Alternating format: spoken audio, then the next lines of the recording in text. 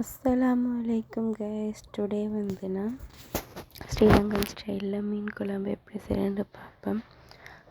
அதுக்கு வந்து நான் ஒரு தக்காளி, வெங்காயம், 2 பச்சை கச்சிக்காய், ஒரு பூண்டு எல்லாம் எடுத்துருக்கேன்.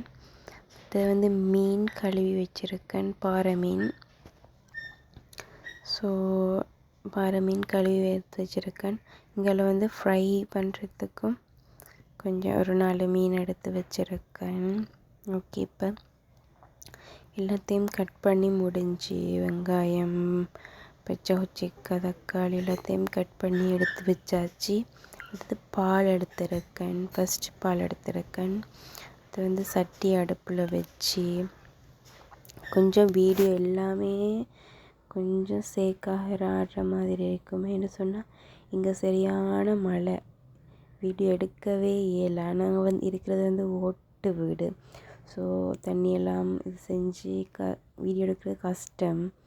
ஸோ கஷ்டப்பட்டு தான் இந்த வீடியோ எடுத்திருக்கேன்.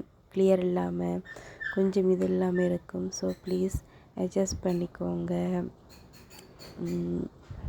நீங்கள் சப்போர்ட் பண்ணுங்கள். இன்னும் நான் உங்களுக்கு நல்ல குவாலிட்டியான வீடியோ, வாய்ஸ் எல்லாம் வரும்.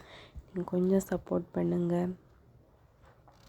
இப்போ வந்து நம்ம சட்டியை வச்சு அடுப்பில் எண்ணெய் ஊற்றி எண்ணெய் சூடானதும் வந்து நம்ம வெட்டி வச்சுருந்த வெங்காயம், பச்சை கொச்சிக்காய் 2 போட்டு வதக்குவோம்.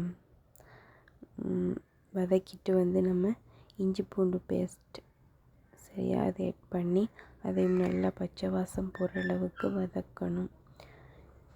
ப்ளீஸ் சப்போர்ட் பண்ணுங்கள் கைஸ். உங்களுக்கு நிறைய வீடியோ, நல்ல வீடியோ தரத்துக்கு நான் இருக்கேன். ஸோ ப்ளீஸ் சப்போர்ட் பண்ணிங்கன்னா தான் எனக்கு எல்லாம் செய்யலும்.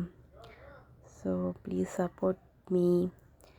ஓகே, இப்போ நான் வந்து வெட்டி வச்ச தக்காளி அதை நான் ஆட் பண்ணுறேன். மற்ற வந்து உளுவரிசி, அதாவது வெந்தயம் கொஞ்சம் ஆட் பண்ணுறேன். ஆட் பண்ணிவிட்டு நான் இப்போ வதக்குவோம். சரியா? எல்லாமே நான் சிம்பிளாக தான், எல்லாருமே செய்யக்கூடிய மாதிரி தான் ரெசிபிஸ் அப்லோட் பண்ணுறேன். எல்லா வீட்லேயும் பொதுவாக இருக்கக்கூடிய இதை வச்சு தான்.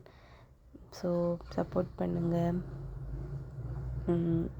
இப்போ வந்து எல்லாத்தையும் போட்டாச்சு. போட்டு நல்லா வதக்கணும். வதக்கி எடுத்துட்டு கொஞ்சம் வாட்டர் ஊற்றி கறித்தூளும் போட்டு கலக்கிட்டு மீன் பொரித்து வச்ச மீன் எல்லாம் எடுத்து இது செஞ்சு ஆட் பண்ணி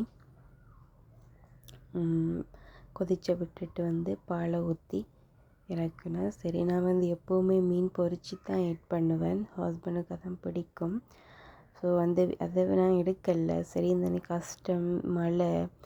ஸோ நம்ம நல்லா கிளறி விட்டுட்டு க்ளோஸ் பண்ணுவேன். இது சைடு அவுட். என்ன சரி கிளியர் பண்ணுவோன்னு சொன்னால் கமெண்ட் பண்ணுங்கன்னா ரிப்ளை பண்ணுறேன். ஓகே, ஸோ இப்போ மூடி வச்சுட்டு நம்ம 5 or 10 minutes கழித்து நம்ம அதை ஓப்பன் பண்ணி பார்த்தா சரி, சுவையான வந்து மீன் கறி, அதாவது ஸ்ரீலங்கன் ஸ்டைல் மீன் கறி ரெடி. தேங்க்யூ.